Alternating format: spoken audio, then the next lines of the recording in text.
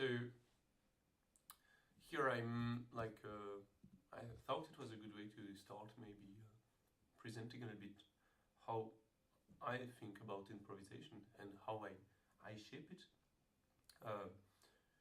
Here I think it's really difficult for me to like try to structure completely the ideas and I play with when I improvise for long periods, but I think it's interesting maybe just to show how I work when I'm playing with a short improvisation, something like 1 minute, 2 minutes long, where I really intend in putting structure in it, and how I think about the different parts.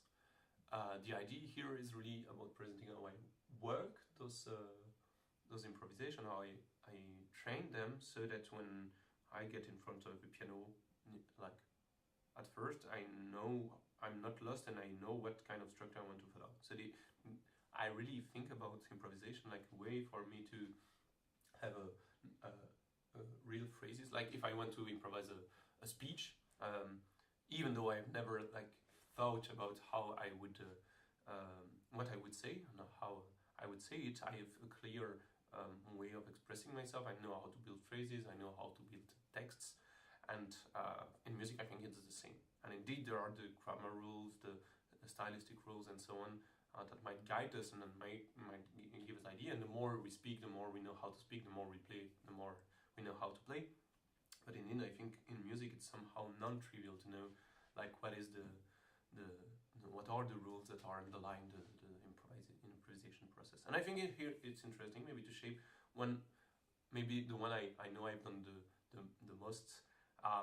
It's really, the structure is really classical, and at first I think the most important thing to do is like to find a tonality, and usually I just let my finger fall on the keyboard, but having improvised for quite a long time, but somehow for a long time in the same style, I really like have patterns that go out.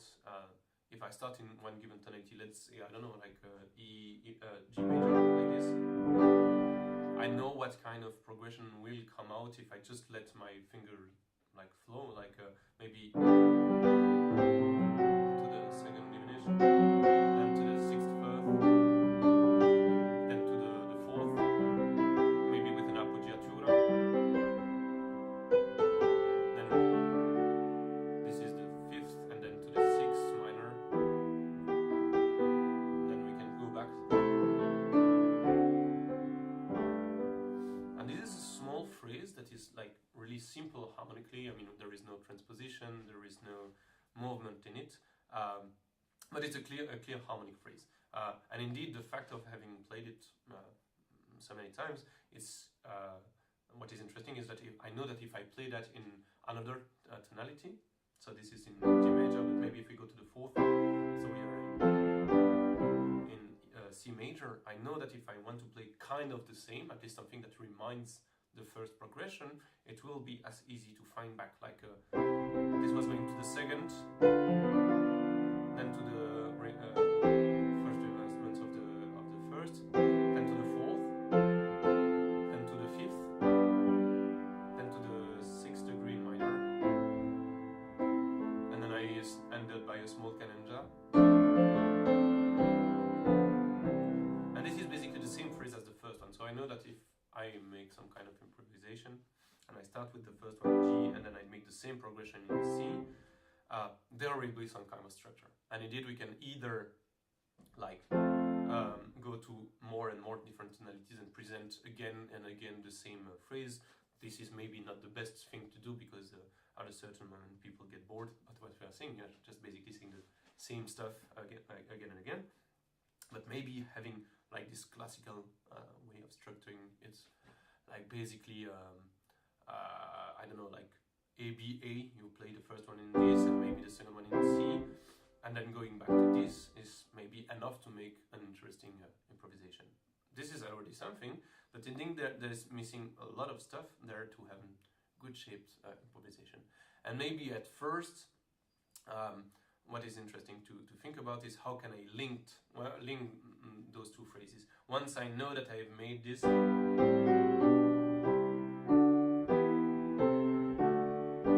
again on the first degree,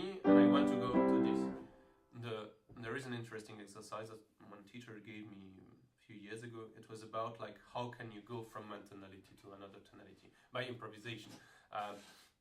And of course, the simplest exercise to go to this is you choose one tonality, let's say, I don't know, A minor, and then another tonality that might be not really linked with the first one, let's say A flat major. If we go directly from this to this is a little bit harsh, at least in this classical tonal approach. And the exercise is basically how can you find harmonic phrases that go from the first tonality to the second. Most basic answer to this is of course going by the dominant of the second tonality. So like, and it's way more natural, but indeed it's a bit short as a phrase. The more distant the two tonalities are, the I would say the least interesting it is. It has to be strong, like longer, in order to make that more comfortable. But another exercise that is interesting is like you have this tonality, and you choose yet another one tonality, let's say D major. That is the tonality that will be in between the two. So you have to go from this to this to this, and somehow, depending on the tonalities you choose, the phrases just start building by themselves. And indeed, if you are like this,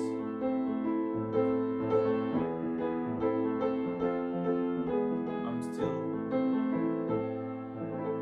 in like A minor. And if I want to go to this, I know that maybe I will have to use let's say the dominant of D. So, and I'm in D major, and this was really natural. And so how do I get from this to this? Either I go by the dominant, so and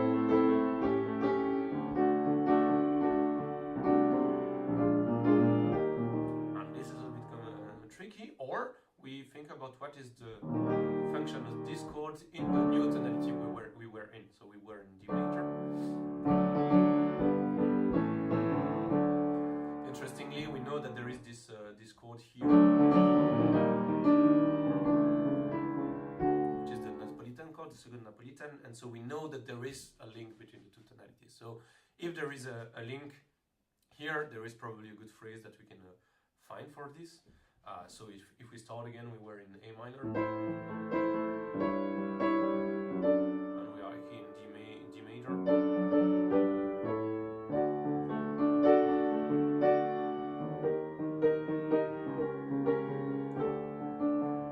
And I have already made appear this A flat chord.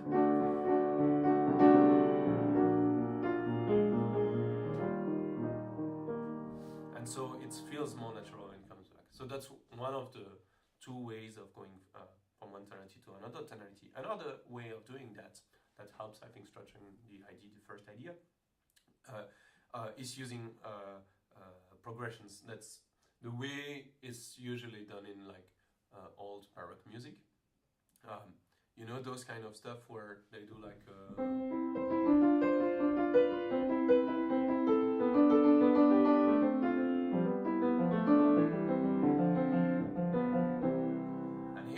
not moved at all. We are in C major from the beginning to the end.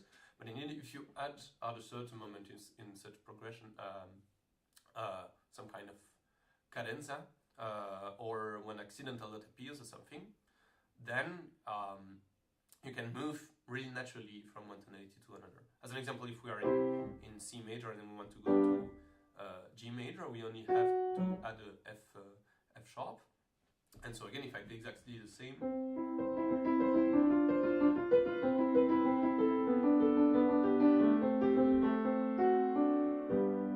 we arrive really naturally in G major, which is like really a comfortable way to do. And if we have to go from one tonality to maybe a tonality that is quite far, let's say from C to E major, then we have to add somehow more accidentals, but not all of them. If we have to go to E major, theoretically from C major we have to add F, G and C, D sharp, but in fact we do not need all of them in order to just confirm the new tonality. One way of doing it using again the same progression is just to add the one that appear in the dominant chord of E major, so in the chord of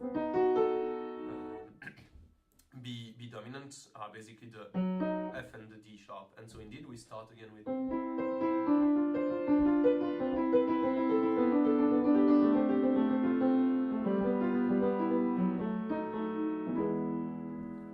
kind of naturally we end up in E flat. And so this is interesting because we have many ways of doing those kind of progression. They can go downwards, so we go down, or there are other progressions that can go up, and that allows us to explore maybe different parts of the keyboards really interestingly. And indeed, so if we start again with the initial idea, we were in G and we wanted to go to a phrase in C and then go back to this, then we have to find like a good progression that goes from the first to the second and to the second to the first. And maybe using this idea, it might give good ideas. We know that going from G to the fourth degree is kind of easy because G is already the dominant chord of this.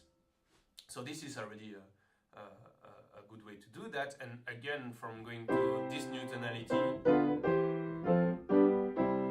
to G, it's kind of easy since we can just go by the dominant, which is the second degree of C. So, and we are back in the first tonality.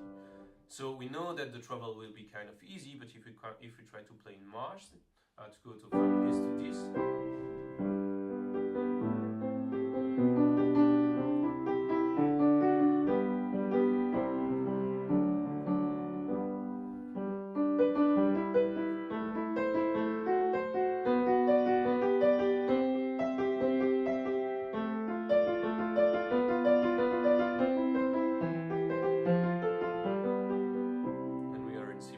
By adding some cadence at the end of the march so that it's more confirming the new tonality, and this is already, I think, a good shape of it. And so we have here really, in terms of harmonic structure, we have already some scheme on which we can base improvisation. Well, all of this is like planned but not worked, in a sense that I know that I want to go from the first phrase to the second to the first, and I know that I want to go in this tonality, so I know what kind of way I will explore, but I do not know exactly what I'm going to play. This is really like knowing what you are talking about without really knowing how you will express that. You have a clear direction of the content of the speech, but you have no idea how it will come out. And that's the entire like good part, I think, of improvisation. The whole interest lies really in this, lies in the fact that you have an idea of what you want to express. You have maybe inner feelings or ideas or whatever, but you do not know how they will come out. This entirely depends on the context, on your history, on what you are used to saying, and so on. I think this is really like a good stuff.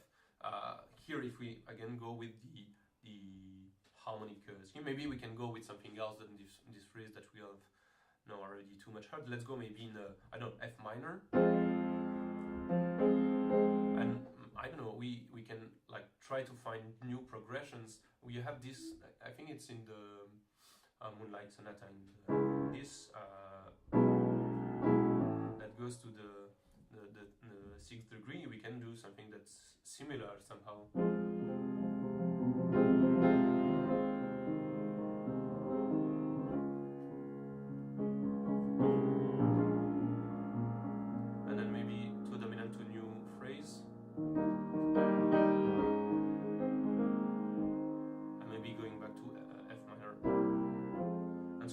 Already have a new phrase which is built like differently from the first.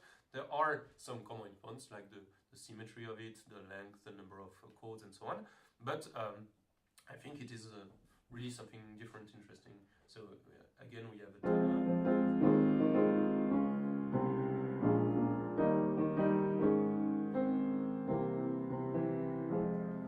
And so the whole question is now that we have this phrase in F minor, can we do that in another tonality, maybe linked or not linked with the first tonality? And since we had done 1 and 4th before, maybe we can go with 1 and 5 now. So we have this, and the tonality of the fifth degree is C minor, and in C minor, the same kind of progression, maybe with differences. We will see what comes out. Something like this.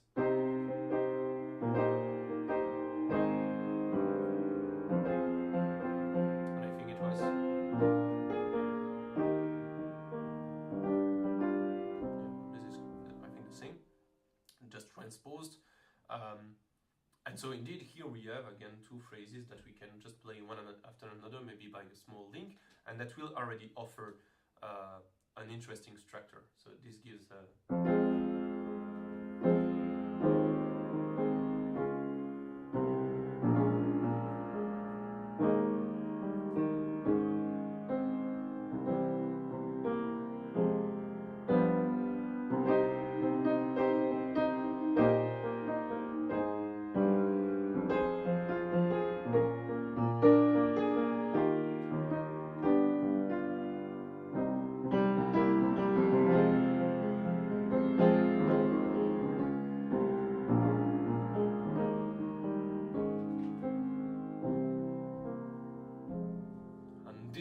those are really like two phrases, A, B, A, really kind of really simple structure. And I think to have, and this is already like consistent, there is already content in these, in those three phrases, already like musical content and actual stuff that is said.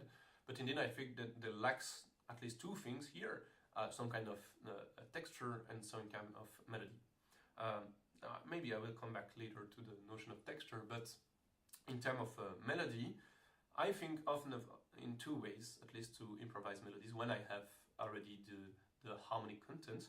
The first way is by just using the chords as a starting point for the melody. Either by using consonant notes, so maybe if we start again with this phrase, using the top note at the starting of melody,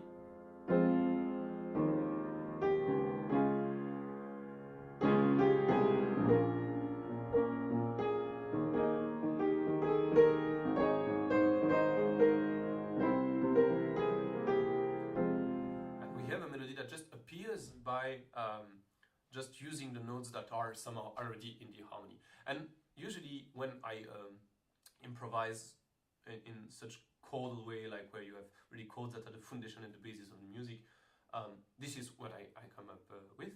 But the other way I often do is by really like separating what is the harmony, what is the melody, either on the top voice or in the middle voice, depending on the texture. I'll come back again later on that. But indeed, if we use the same, and I play whole the harmony with the left hand, and then I try to find some kind of melody with the right hand, it comes out with different sort of melodies, finally. Like you have here.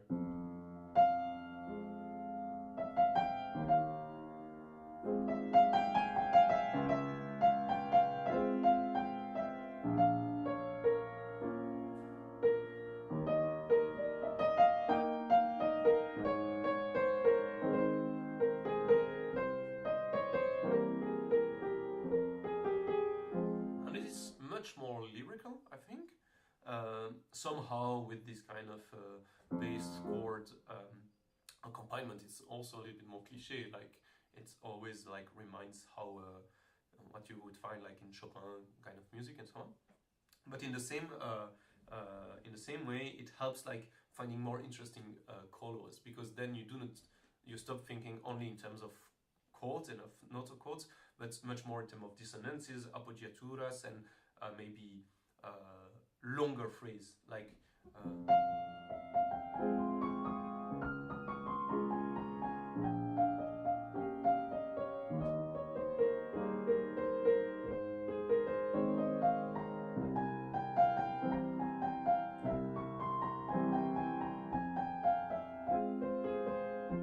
and this is like a long phrase where I'm trying to make links between each the chords, but I do not focus especially on which notes I choose here on the right side. But again, this is, I think, something interesting. Another thing, so I was speaking about what this idea of texture. And so indeed here there is like already a new kind of texture where we have chord and a melody on the right hand side. Another thing that I often use is really like just breaking the chords, and I think this is already something that gives like body to the improvisation and to the chords that we play. If I just play.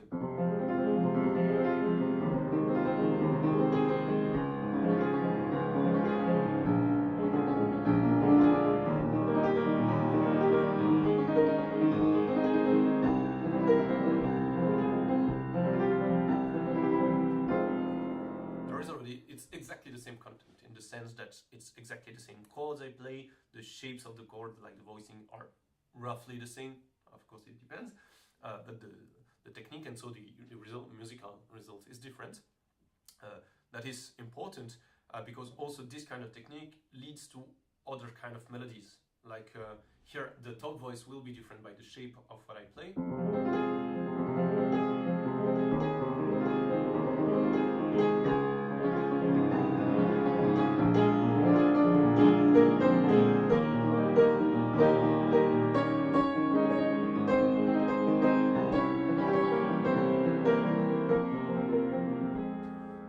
Just by the fact that the texture is different, the phrases become different, the harmonies get a little bit different, and I think they are interesting, but it's really a matter of finding where to put them and how to put them.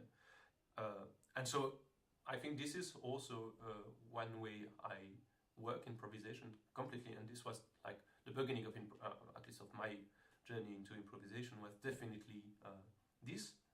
It was about I had like maybe not problems, but technical difficulties in, let's say, some repertoire I was playing. And my teacher at the conservatory told me that a good way to overcome those difficulties was just trying to improvise in the technique, but I think the word texture is maybe more adapted here, in the texture of the difficulty I was struggling with. Maybe a good example was, there is, I think I cannot play this again, but there is a Mendelssohn etude in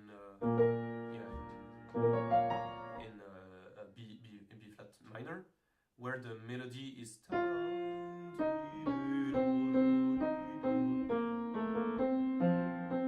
and you have chords that are arpeggiated above the melody, which is spread between the hands. And I know for sure that was maybe one of the first technique I wanted to master as an improvisation tool, and in the same sense working it's using improvisation was a good way to like make my own version of this etude. And so now this is something I sometimes use, like if I are, let's say, in F minor again.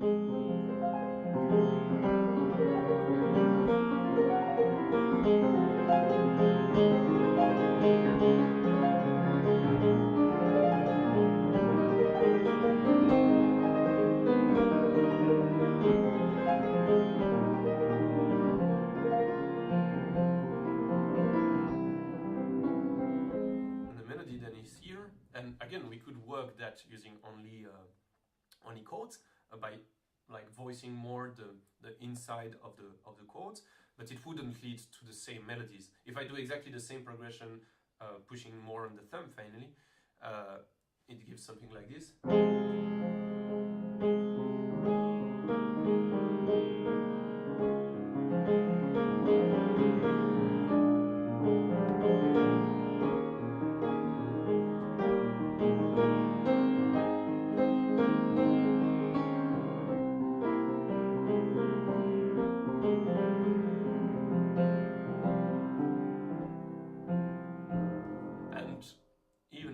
Might be good as a result, maybe, I don't think so. The shape of the melody is really different from what I would do if I had another accompaniment on the upper part. And this may be due to the fact that the really practical, shape of the hand or whatever is playing at this moment is different, and so the fingers land on different keys of the keyboard. Like if like this.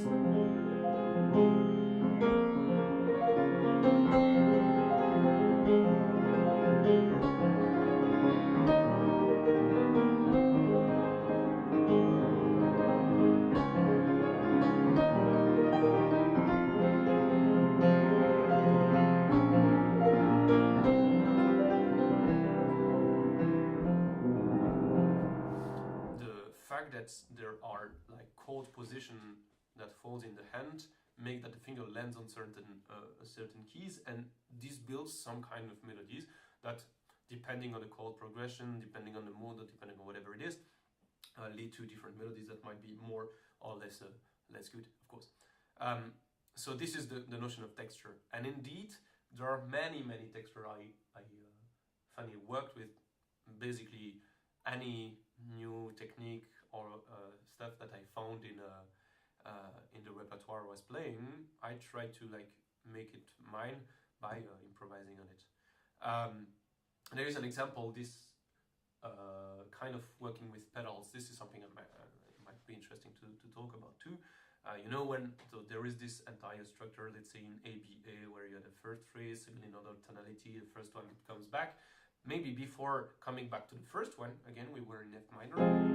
Then we have played something, went to some other tonality, and then we wanted to go back to F minor. But before going to this, maybe it's interesting to stay to attention and to increase the interests of what we're playing. It might be a good stuff to just stay on a dominant chord, and maybe not only on the dominant chord, but just the dominant pedal. So if we are finished this phrase here,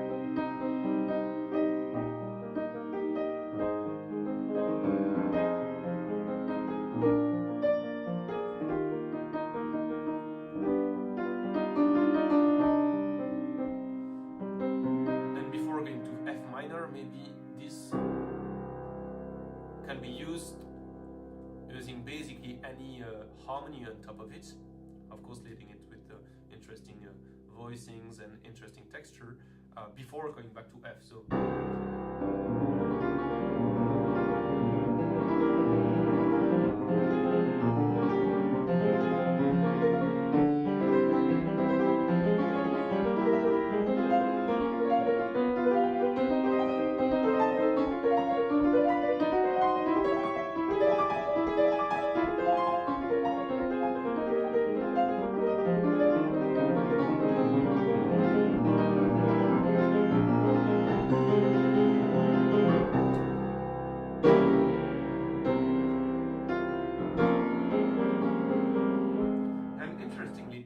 I know that this is a pedal of dominant, makes that from the first chord on until the end.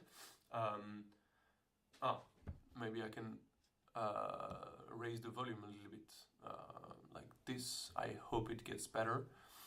The fact that I know that I'm on the dominant chord makes that from the first chord on that I play on top of the pedal, I already know that I will finish in F minor. Like I know that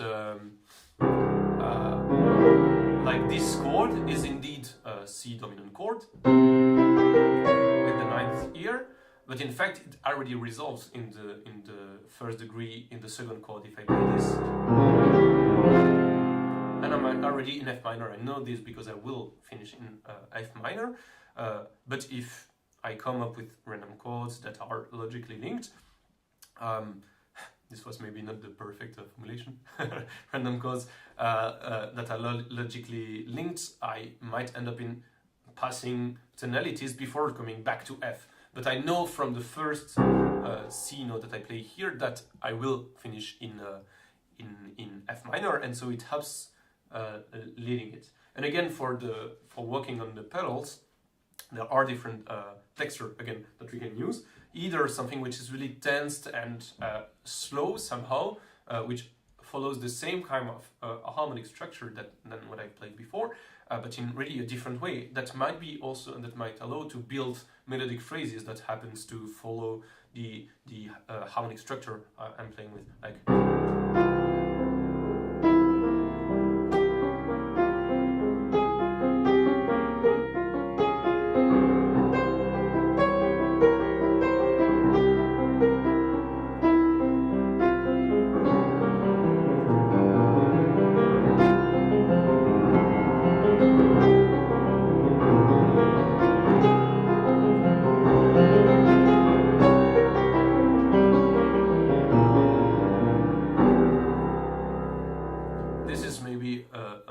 Another one is like again only using chords with it without working too much on the rest. You can achieve other results like.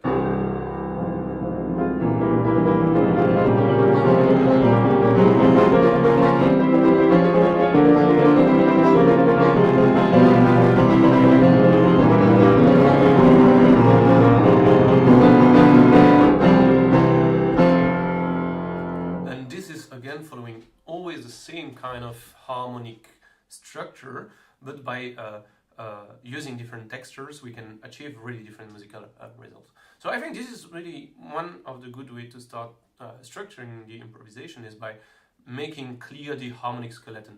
And interestingly enough, I was discussing with one teacher at the conservatory about this question of improvisation, and I just stated, without thinking too much about it, that that for learning improvisation, we had to pass at a certain moment to another by the study of tonality or a modality or something which helps shaping the harmonic structure. And he told me, and I think this is interesting, that of course that was not true, otherwise it wouldn't have been fun, but that there are entire schools, at least during the 20th century, that went into trying to find ways of improvising without focusing neither on tonality or modality, but really focusing on the sounds. And you have stuff for prepared pianos, you have stuff which are really about finding how to make random when improvising and so on, which musically are really interesting,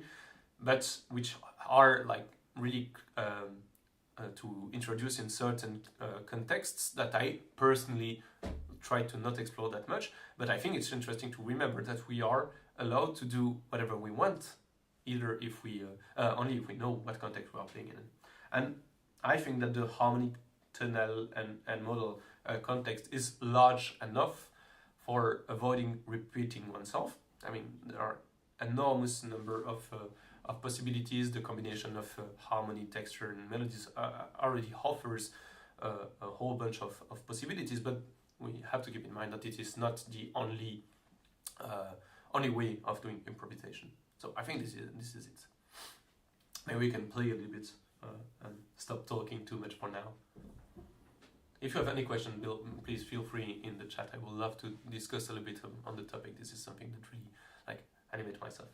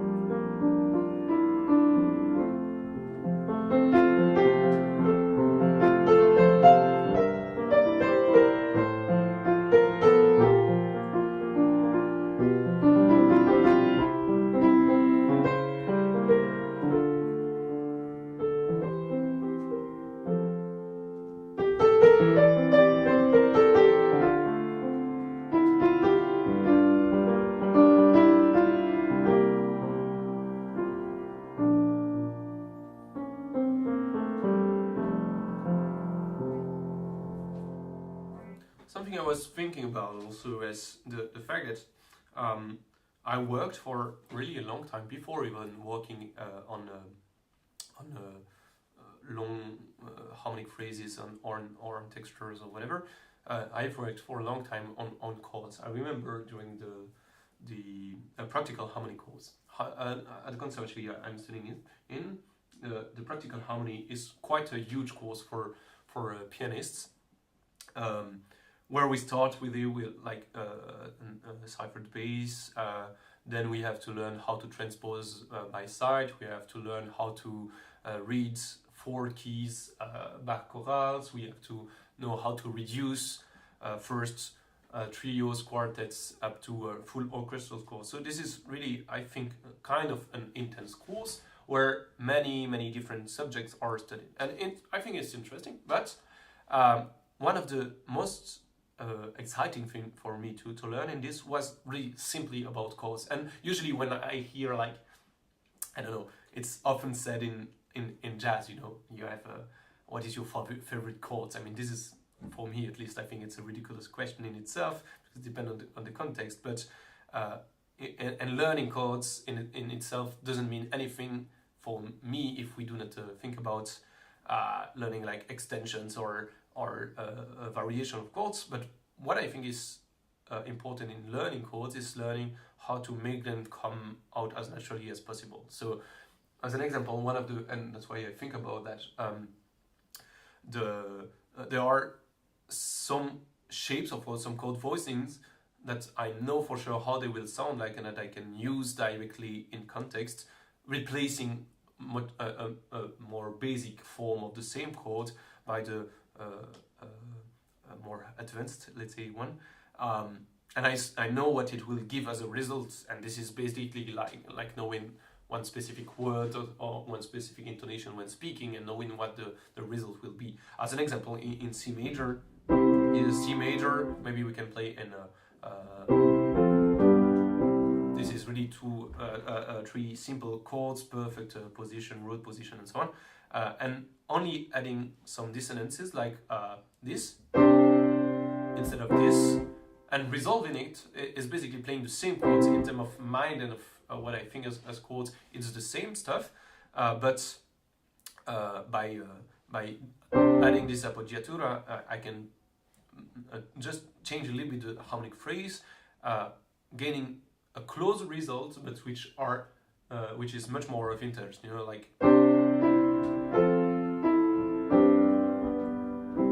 I basically added 2 chords there, which is the same as that I used later, and then in F major we went from,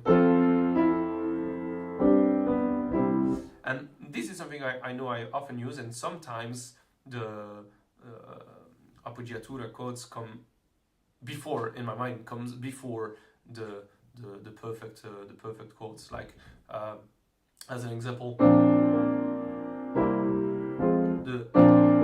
this comes in my mind before having in mind to play. And often I know that some cadenza or some harmonic movements will end up in such appoggiatura chords, or and I remember having the discussion with my piano teacher maybe 2 years ago, I think, asking him. I was not playing with appoggiatura at all, and we were discussing about how to. I think it was during I was studying this Chopin etude. Maybe I cannot play it again, but something like this. I not the notes in my.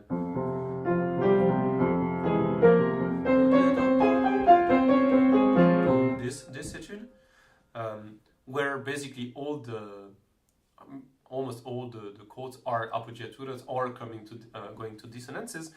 And indeed the question was, okay, in improvisation, how can we come to first think in terms of appoggiatura or dissonances before thinking about the chord? Because if you have to think first to the chord and then thinking, well, I can maybe add this, it's already too late when you improvise at a certain tempo. And so indeed the only solution I found, and I think it's quite a good solution, was to directly learn chords with their appoggiatura rather than learning perfect chords and then thinking what the appoggiatura will be, you know. And so it went first by the really theoretical learning of it. So you take a chord and you find all the appoggiatura that you can make.